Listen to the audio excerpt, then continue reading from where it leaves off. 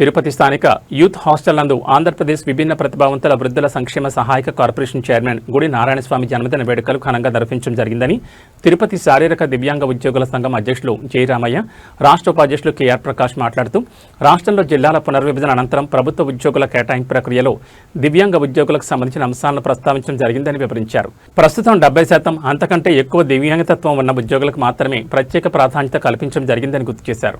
అలాగే 40% నుండి 69% మధ్య దివ్యాంగతత్వం ఉన్న ఉద్యోగులకు అన్యాయం జరిగే అవకాశం ఉందని, వారికి కూడా బదిలీల్లో ప్రాధాన్యత కల్పించాలని వారు డిమాండ్ చేశారు.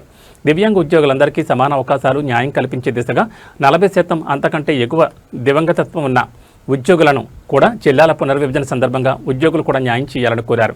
ఈ కార్యక్రమంలో కడప జిల్లా దివ్యాంగుల సంక్షేమ సంఘం అధ్యక్షులు జేమ్స్, జిల్లా ప్రధాన కార్యదర్శి కొట్టే చంద్ర, జిల్లా కోశాధికారి భక్తుల చంద్రశేఖర్, రాష్ట్ర కార్యవర్గ సభ్యులు రాజశేఖర్ రెడ్డి ఉద్యోగులు పాల్గొన్నారు.